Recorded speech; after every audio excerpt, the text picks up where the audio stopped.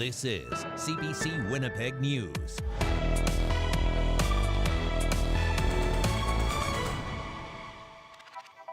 Good evening and thank you for joining us. After a long, cold winter and cooler than normal spring, Manitoba is getting its first taste of summertime heat. And while many are embracing the hot temperatures, it can be dangerous for the city's most vulnerable. The CBC's Mike Arsenault has the story. Well, we waited all winter for the weather to warm up, but a heat wave isn't exactly what we had in mind. Most of the province is under an extreme heat warning this week, so I asked Winnipeggers what they're doing to keep cool. The sun was beaming down on Forksgoers Thursday, but that extreme heat didn't stop Katie Enns and Susan Crosby from enjoying the weather. Just being outside is so awesome without having to feel cold. I know we're going to complain about the heat, but if we were in March or even April a couple months ago, it was pretty brutal. On the west side of the city near Assiniboine Park, Dennis and Dwayne King are keeping cool with some ice cream from Sergeant Sunday. It's about time we got some good weather. Yeah, it's beautiful out here. I mean, it's not around for long, so you got to enjoy it when it's here. These Winnipeggers are taking advantage of the warm weather, but the city is reminding people to be cautious as well. Winnipeg's Emergency Management Coordinator, Mike Olchuk, says exposure to heat for long stretches can lead to heat stroke. The city installed 9 hydration stations throughout the downtown area and set up 6 cooling spaces in community centers to help people beat the heat.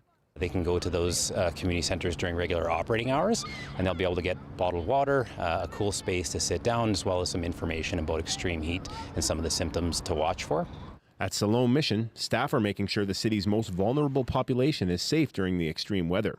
Margot Ross says the heat wave is a matter of life and death for their clients. So 400 to 500 bottles of water we expect to hand out to our community members. We also have a call out for more short-sleeved shirts and sandals and summer wear. The hot weather is expected to last through the weekend. The city says leisure centers and libraries are also available as cooling areas. It's opened most of the city's spray pads, and outdoor pools and wading pools will open at the beginning of summer. Mike Arsenault, CBC News, Winnipeg. All right, let's get right to CBC meteorologist Colette Kennedy with our forecast. And Colette, as Mike mentioned, we're likely to be in these hot temperatures for days now. Yeah, thanks, Riley. So this heat dome really kind of peaking in terms of its setup, not necessarily peaking in terms of the heat we'll be experiencing. This really goes into next week, perhaps not quite at the levels we're getting today and into tomorrow.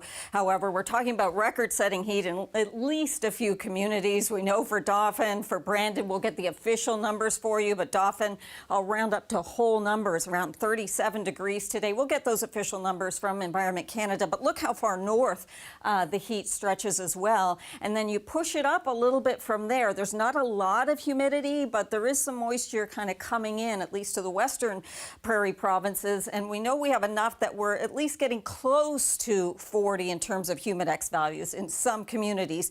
And that gets us to great discomfort and avoiding exertion. So we really have to watch out for that, staying hydrated. We know we've got the orange level heat warnings next door in Saskatchewan, but such a huge part of the province here in Manitoba at a yellow level heat warning. And it's not just because of the heat during the day and how you need to take it easy and stay hydrated. You mentioned this yesterday, Riley. It's about the temperatures at night, too. It's hard to get relief when you're talking about, our low tonight might be around 21 or so by early tomorrow morning. And then by tomorrow afternoon, here we go again, 34 degrees, feeling like 37. So when might this actually break? I'll get into some more details coming up. All right, thank you, Colette. Well, today is a day filled with stressful memories for many people in northern Manitoba. It was May 28th of last year when thousands of people were told to leave their homes as wildfires burned near their communities. And 1 year later, the effects of the fires continue to take a toll. The CBC's Eric Westhaver brings us more from Flin Flon. The sun is shining and the skies are clear in Flin Flon. It was much different a year ago. Fires forced people from here and other northern communities to leave. Noelle Drimmy and her family were among the thousands who fled Flin Flon last May.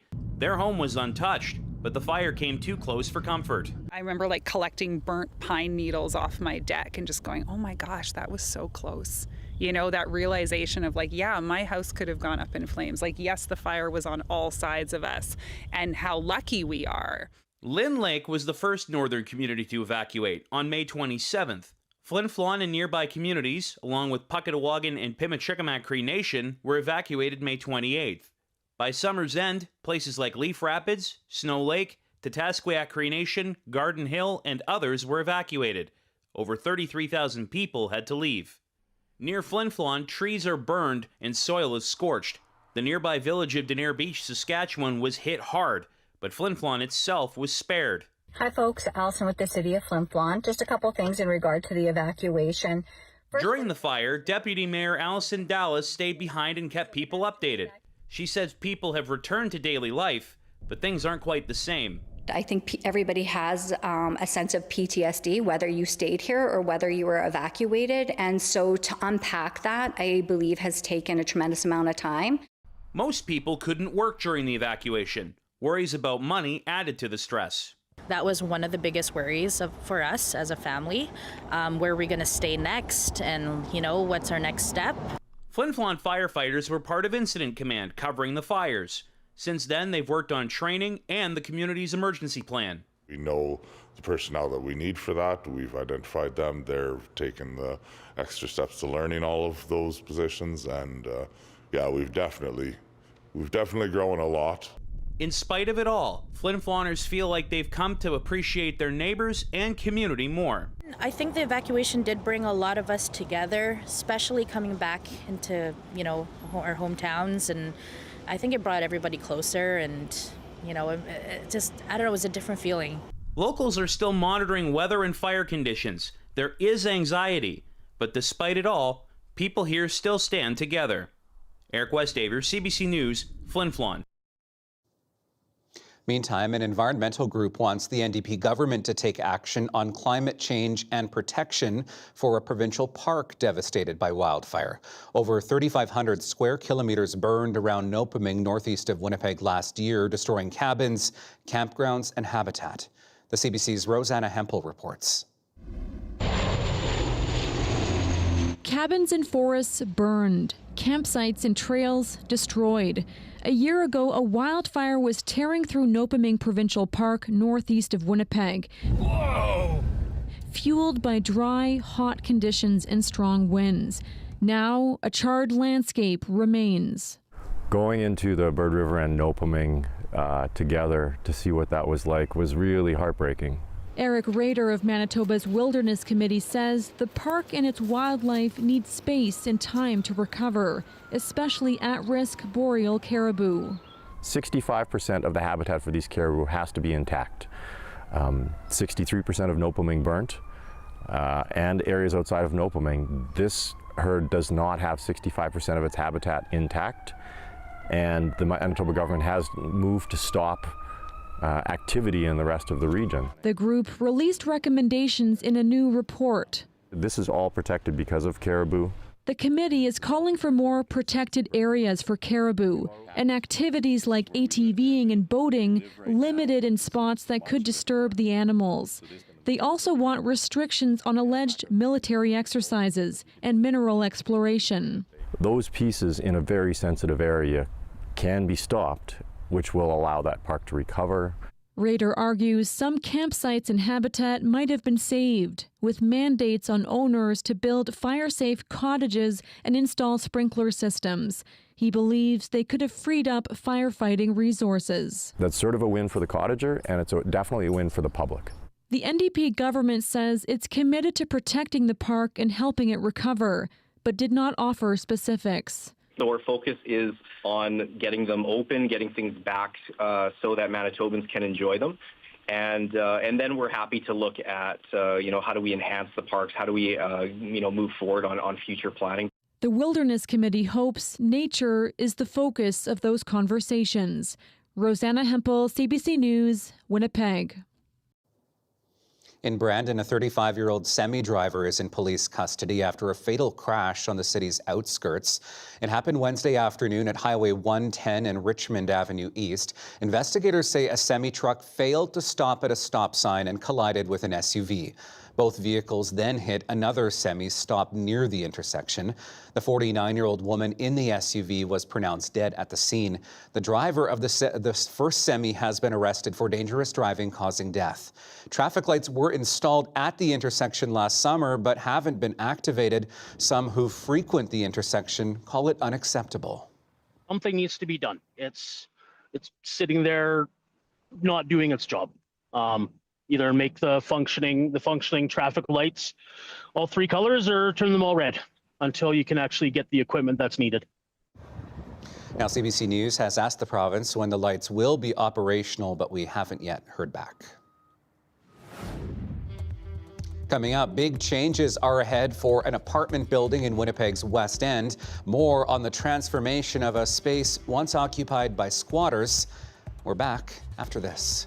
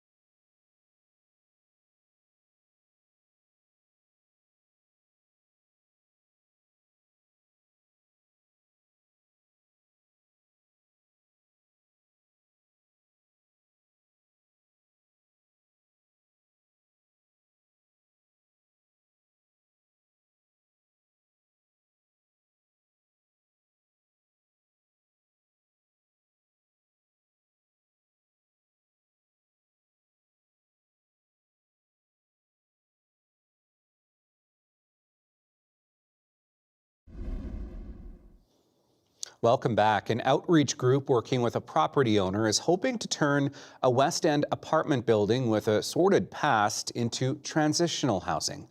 But St. Boniface StreetLink says the project has displaced people who had been squatting in the building, which has had problems with drug-related activity. And as the CBC's Josh Crabb reports, the group's founder says more needs to be done to help those people break cycles and find housing. This apartment block on Sherbrooke Street is undergoing a transformation. Marion Willis with St. Boniface StreetLinks is partnering with the owner to try and give it and some of the tenants staying here a fresh start. It's been a problematic, troubled building. It has a troubled history. It has 20 suites with a mix of 1, 2, and 3-bedroom units, but up to 60 people had been staying in stairwells and hallways, according to Willis and property owner Sam Turand. Over the past few months, they say security guards have been hired and squatters have been kicked out of the building. You displace people that are in a building just hanging around in hallways by putting security in, but you basically move them outside. Where are they going now? They move to the surrounding buildings, or they stay in the back lanes, or they stay in between buildings. It just moves the problem. Willis has partnered previously with Turand to turn another one of his buildings into transitional housing with support staff, which she sees as a success. She argues the city's crackdown on encampments is leaving people with fewer options for places to stay. And Willis says some of the people displaced from 485 Sherbrooke need a lot of help because of involvement in gang activity and consuming and selling illegal and potent street drugs. It really leaves me wondering, who's working with this population? The answer to that, I think, is nobody. Willis says existing tenants will stay in the building with the goal of making it a mix of permanent and transitional housing. She says there needs to be a better strategy to help the people they had to kick out who live with complex challenges. The Manitoba government says while it can be trickier to find them, service providers are working to find housing and support this segment of the unhoused population too. Josh Crabb, CBC News, Winnipeg.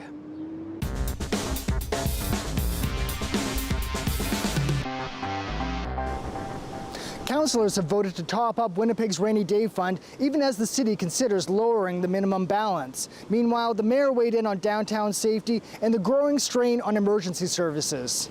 On Thursday, Council approved a transfer of $18 million in leftover roads funding to the Fiscal Stabilization Reserve. That's the fund the city uses to cover overspending. Policy states the balance should equal 6% of the operating budget, but years of overspending had depleted it. The city's chief financial officer is reviewing whether to lower that threshold. Mayor Scott Gillingham sees potential benefits, but wants to see a report first. One of the advantages I could see is that it would take some of the pressure off of the city of Winnipeg to make sure we have, this, a balance of over $85 to $90 million in a fund as a just-in-case fund. Following the release of new crime data, some local businesses and councillors say people often don't know who to call for help, given the patchwork of different patrols operating downtown. Gillingham says for non-emergencies, people should call 211 or use the Downtown Community Safety Partnership app. He and Winnipeg Fire Paramedic Chief Christian Schmidt used the app themselves this week to help someone in distress. The call that we made, the chief ultimately made, the fire paramedic chief made, was to DCSP because we knew the individual we were helping didn't need a firefighter, didn't need a paramedic, didn't need a police officer. They needed DCSP and the work that they provide. Schmidt says the city's growth means more stations will soon be needed. There's areas of the city on the periphery that are having new housing starts, light industrial and industrial starts. And we need to plan for that from an emergency services aspect. Schmidt also says emergency services are responding to roughly 27 overdose calls every day. Gillingham says this shows the need for more first responders and eventually a fourth emergency service dedicated to mental health. Cameron McLean, CBC News, Winnipeg. Highway 34 has been crowned the worst road in Manitoba again. This is the second time the South Central Manitoba Highway topped CAA Manitoba's annual campaign. This year, more than 700 spanning 69 municipalities were nominated. The worst urban road was Kenaston Boulevard in Winnipeg, which finished third overall, while Saskatchewan Avenue came in fourth. Brandon's Richmond Avenue and First Street also made the list. CAA Manitoba says many complaints surround potholes and maintenance. when we get into Winnipeg specific roads, more urban roads, other ones pop up. For instance, Keniston identified congestion as a major issue for what constituted a bad road, as well as crumbling curbs. Some roads were also nominated due to poor pedestrian or cycling infrastructure or faded road markings. A man is dead and one is in custody after a fatal fight earlier this week. Police were called to a fight in a home's basement on Sargent Avenue on Sunday morning. The 48-year-old victim was found with serious injuries. He was taken to hospital but died. Police say the suspect fled the scene but was arrested nearby soon after. The 40-year-old has been charged with second-degree murder.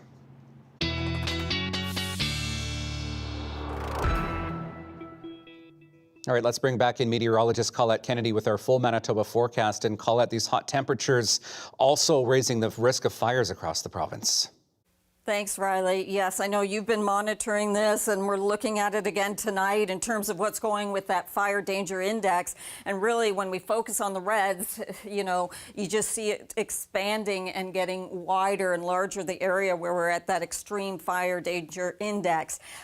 Doing a little better, certainly, than our neighbors next door in Saskatchewan, and Alberta doing better than Saskatchewan as well. So we could really use some moisture in there. But the issue is that what I see in the forecast of the risk are some thunderstorms coming in, more so for Alberta, but into Saskatchewan as well. And so then we have to worry about some of the winds that can spread any wildfires, but also the lightning strikes. So a lot to be monitoring here. And of course, a component of that is the heat and the heat warning that we have in place, yellow level for much of the province here and orange level to the west of us with readings like these. And of course, some record-setting heat, as I was mentioning in here too. So we have to start thinking about heat exhaustion, especially as it's newer in the season when we're getting into these kinds of conditions. So things to be looking for, not just in yourself, but those around you, especially the more vulnerable. Dizziness, nausea, headache, or feeling faint, and then you definitely want to be taking action. But just staying hydrated and taking it easy is so important here. So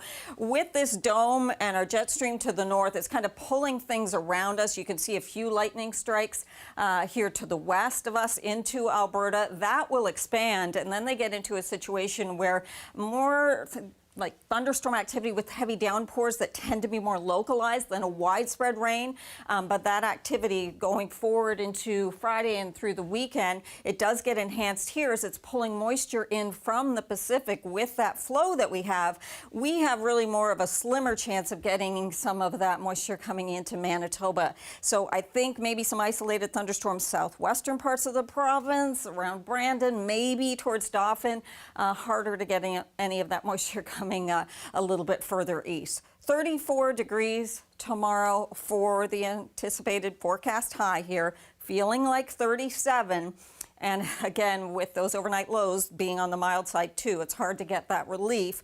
Saturday, 31. You're seeing the temperatures coming down, resetting a little bit, still well above seasonal as we move into the end of the weekend and early next week. Not complete agreement in here from the models, but it does appear that by about midweek next week, those temperatures reset, and by the end of the week, they're coming down much closer to seasonal. And so we got a few days yet to go here, Riley. Okay, thanks, Colette. And thank you for spending some time with us on this sunny spring evening. We have more ahead for you when we come back.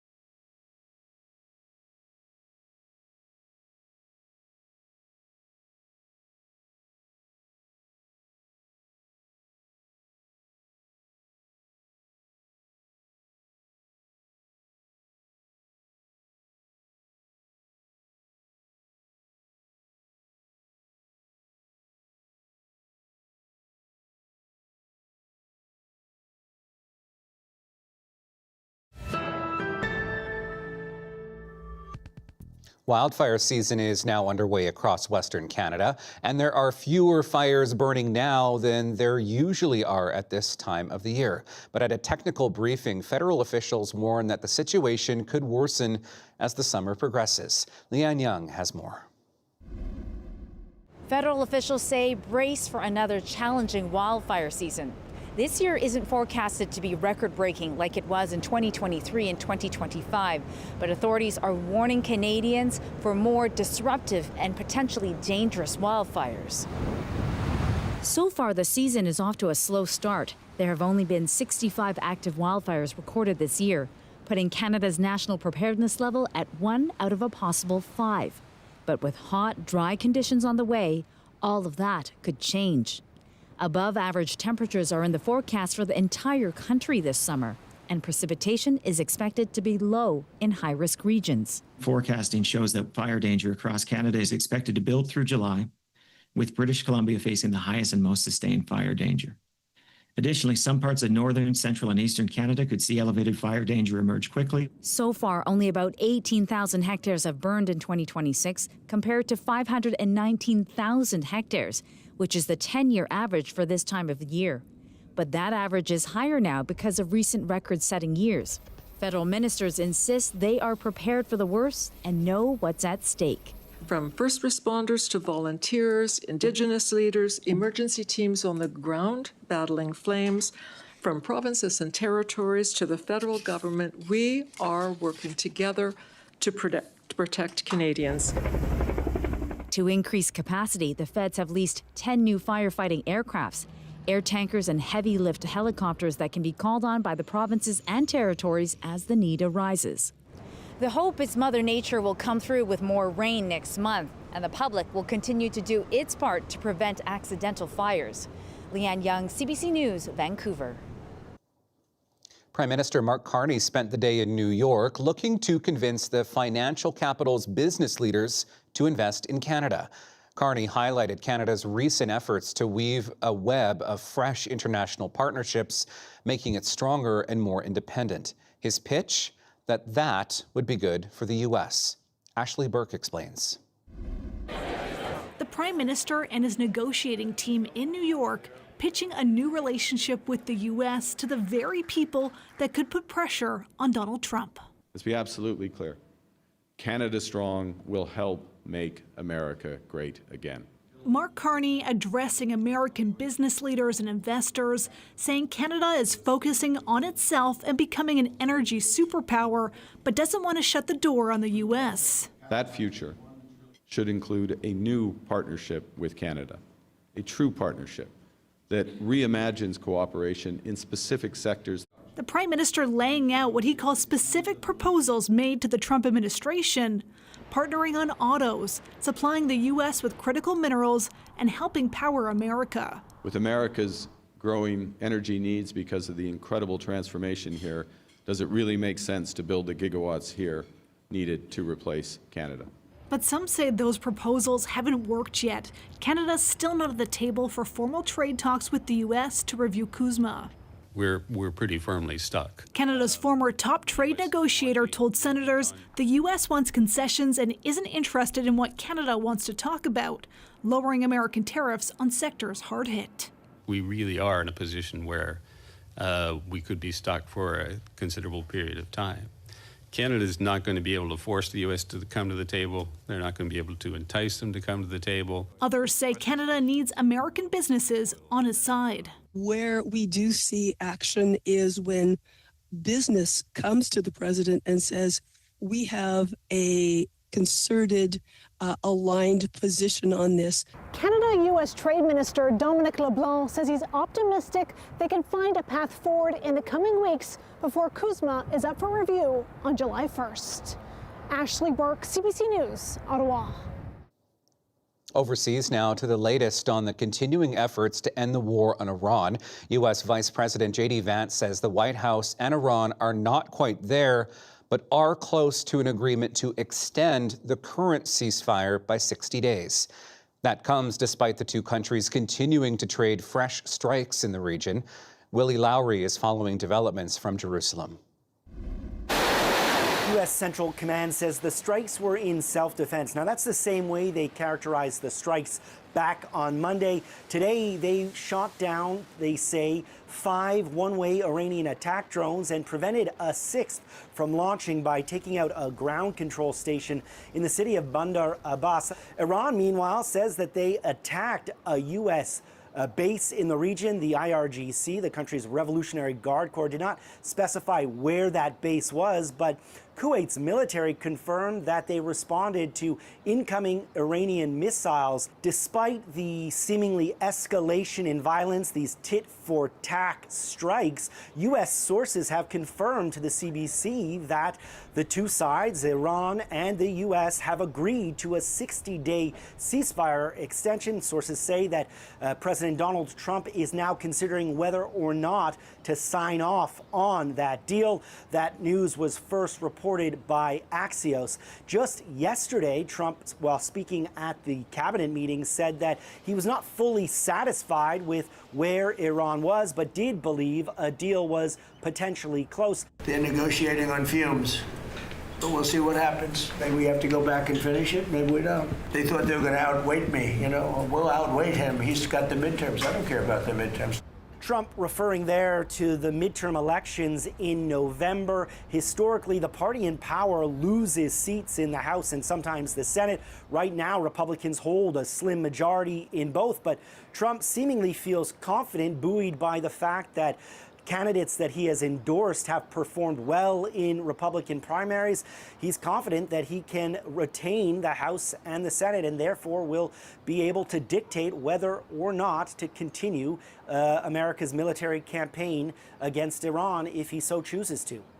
Willie Lowry, CBC News, Jerusalem. At least 16 students have died after a fire broke out at a girls' boarding school in central Kenya.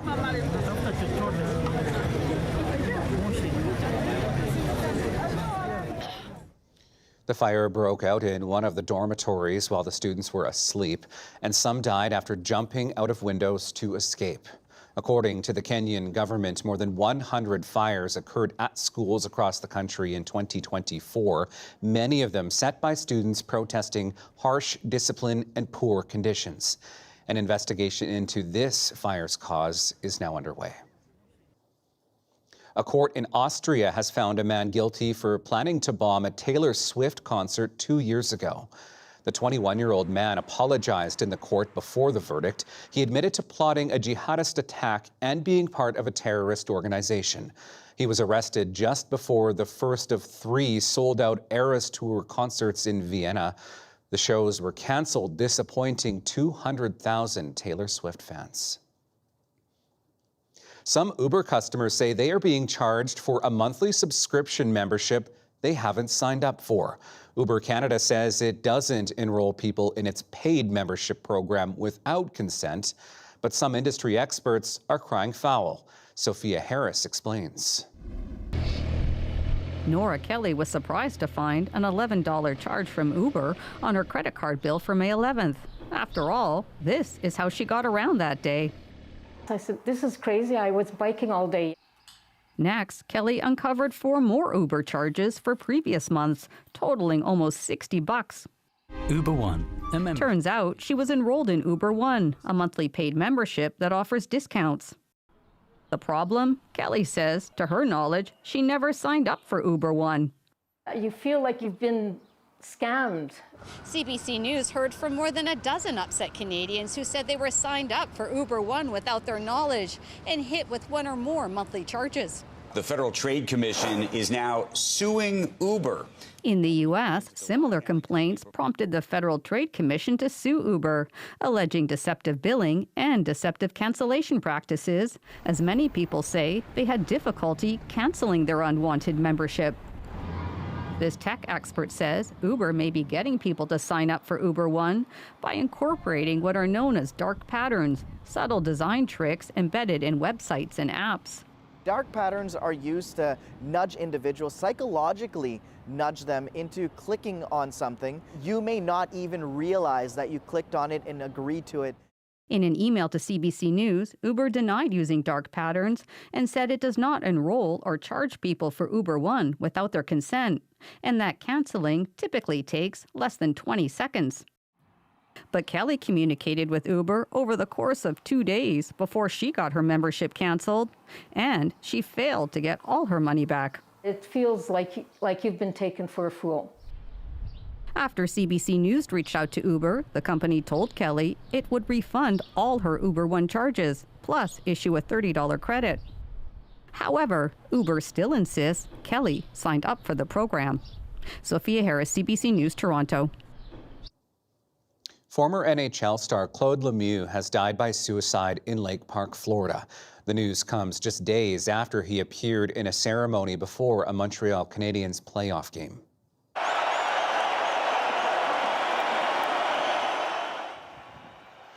It was just 3 days ago that Lemieux carried the torch wearing his Habs jersey into the Bell Centre ahead of Game 3 of the Eastern Conference Final.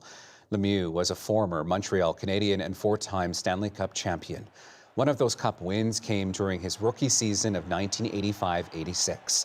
He led the team with 10 goals during that postseason run. Lemieux also won a pair of Stanley Cups with New Jersey and one with Colorado.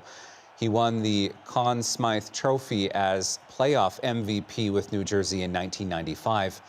Claude Lemieux was 60 years old. For anyone struggling with thoughts of suicide, help is available. You can call or text the Suicide Crisis Line. The number is on your screen, 988, 24 hours per day. And still ahead, Canada is losing trees faster than nature can grow them back. After the break, we show you how one tree planting crew in Manitoba is trying to give Mother Nature a hand. Stay with us.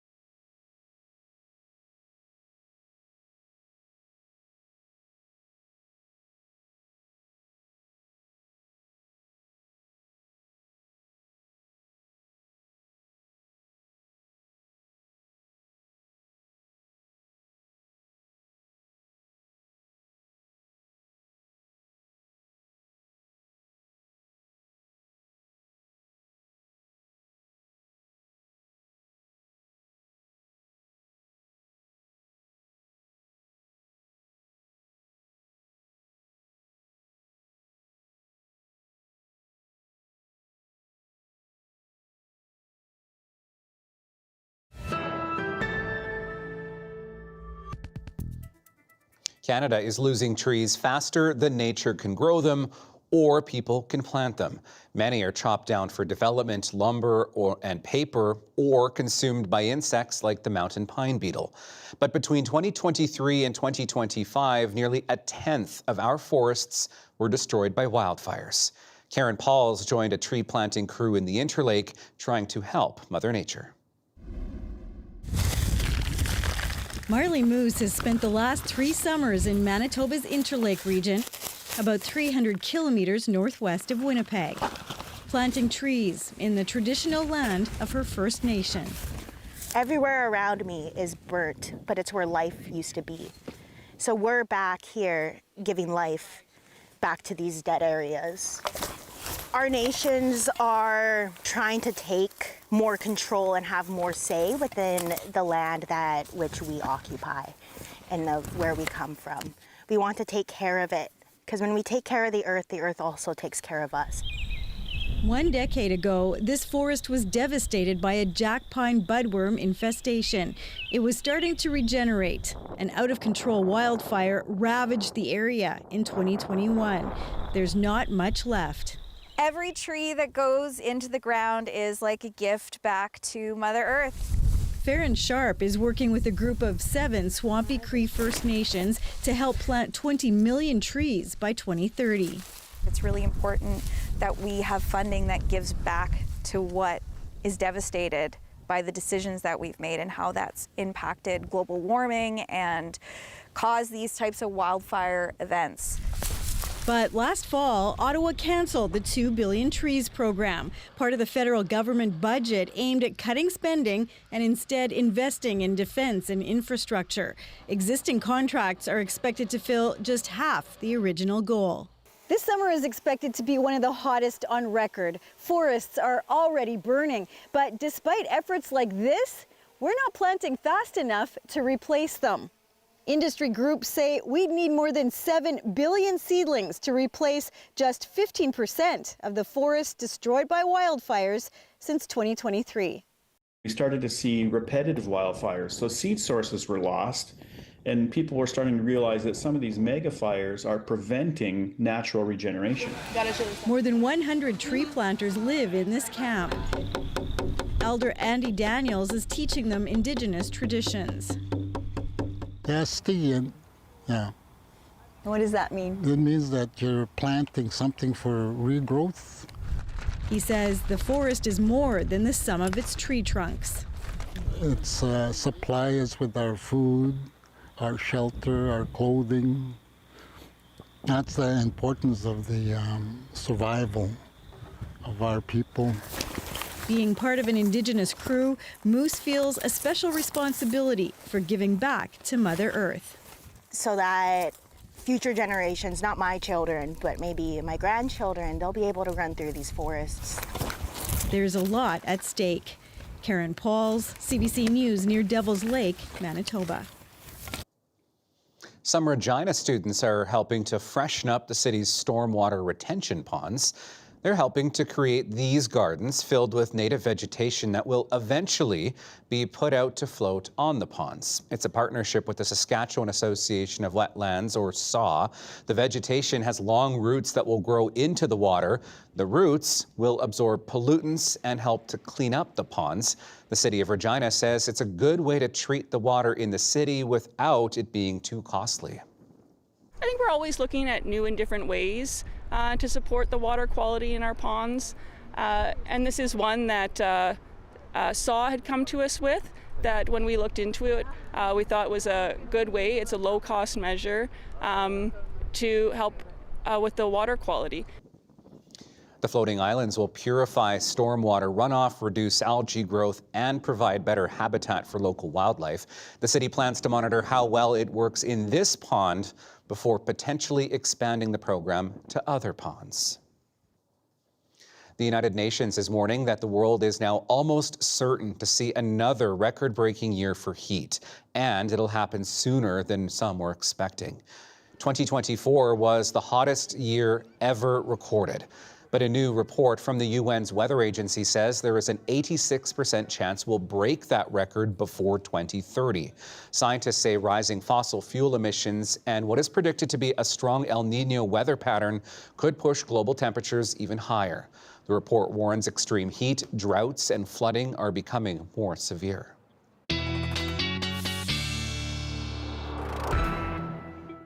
And on that note, let's bring back meteorologist Colette Kennedy. And Colette, we're already getting a taste of some of those very hot summertime conditions here on the prairies.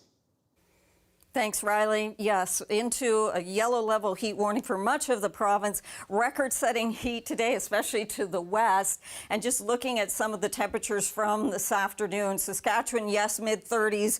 Winnipeg at that point, 33 degrees. But we know Dauphin almost to 37. In fact, when the official numbers come back from Environment Canada, we may well find there or even exceeding that a little bit. Records for Brandon as well. So there are the heat warnings in place. They go to an orange level just across into Saskatchewan, and we could have some changes to those within the province of Manitoba as well. So keeping you up to date on that. Checking out the upper level winds, I've been kind of saying this is the peak setup of this heat dome. So you see that jet going well to the north. Just because it's the peak, it doesn't mean it's peaking and then dropping off. I just mean it's kind of set itself up as broadly as it's going to. And then what happens is as it's pulling some of this moisture in into the western prairies, Alberta, Saskatchewan, maybe even a little bit into southwestern Manitoba, Brandon, perhaps Dauphin, that risk of some isolated thunderstorms, more significant thunderstorms back into Alberta, though, and could be significant rain, but also the risk of some severe storms through some of these regions. So we'll take the moisture.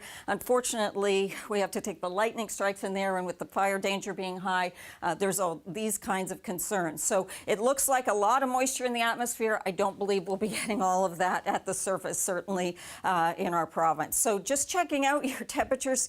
These look like they could be the daytime maximums, but these are your overnight lows. A little bit more comfortable, and I do mean just a little bit to the north, because we know those 30s have been stretching well beyond the Interlakes region. And then as we go through tomorrow afternoon, yeah, you're seeing Norway House just at 17, but the Pas nearly up to 30 degrees there. And then taking it through the day tomorrow, here we go with those temperatures really surging once again, some mid-30s, humidex values. It will easily feel like we're at about 37. So what do you do to keep cool?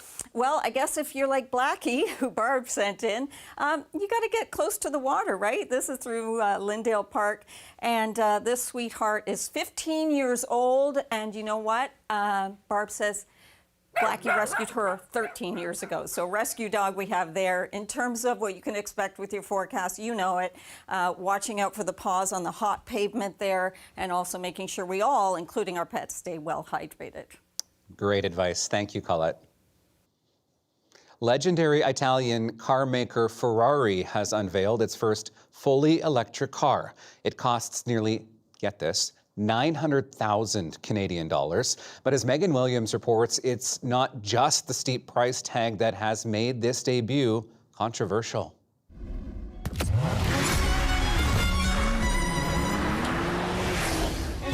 Ferrari has always sold more than just cars. It sells speed, status, Italian glamour, and the promise that somewhere underneath all of that red paint lies an engine waiting to be unleashed. But this week here in Rome, Ferrari unveiled something entirely different. Its first fully electric car.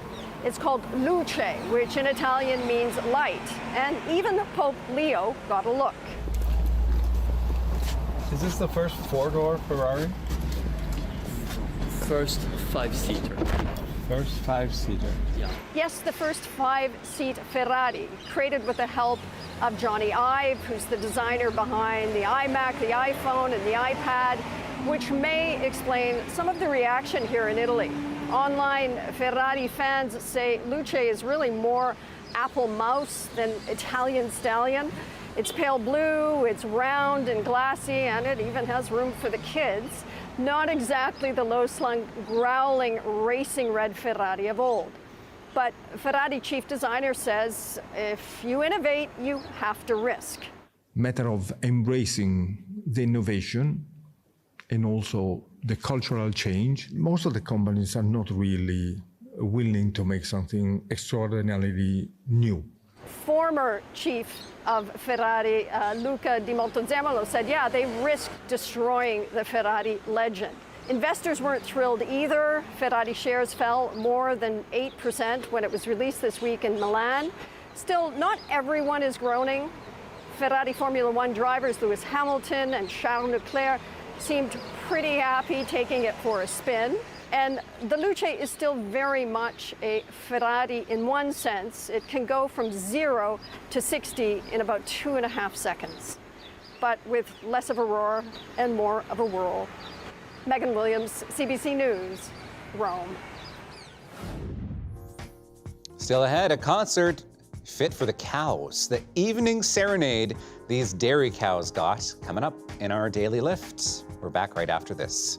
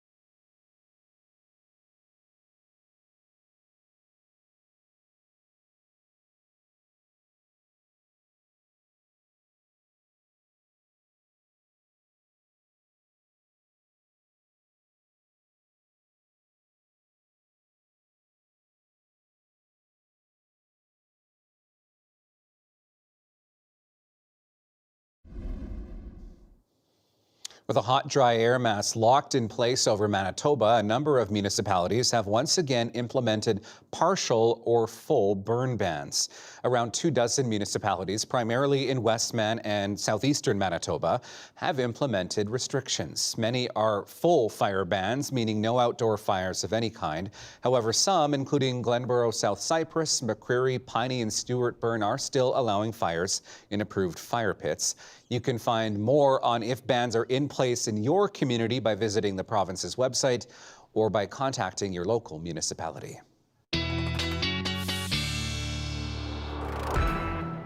So just a reminder, we are in a yellow level heat warning, orange level heat warnings just to the west of us. Those could be expanded into the province tomorrow, back towards those mid-30s, feeling like nearly 37, and then into the weekend, temperatures still with highs near 30 degrees.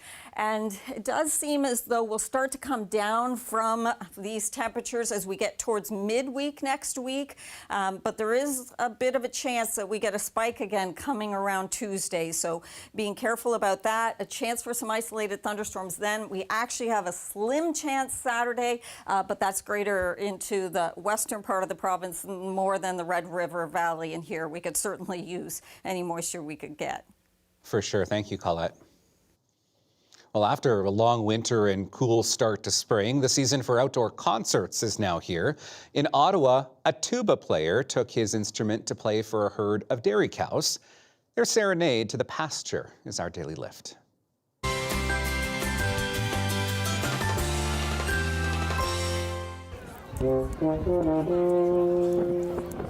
And the cows are just fascinated, I think, by it. I think it's a similar voice that they might have. Like, it's not a performance. I'm not curating some kind of, majestic.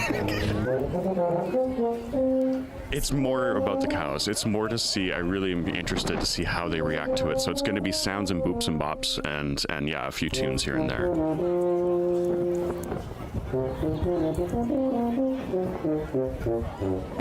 I hope they're curious. I'll be, not gonna lie, I'll be kind of upset if they just are completely passive about it and walk by. I'm not sure how I'll handle that. An interesting experiment. I know I've said this many times on the show. I'm a band kid growing up. I don't know how our cows would have reacted to my saxophone playing skills. That might have just scared them away. Thanks for joining us. I'll see you tomorrow.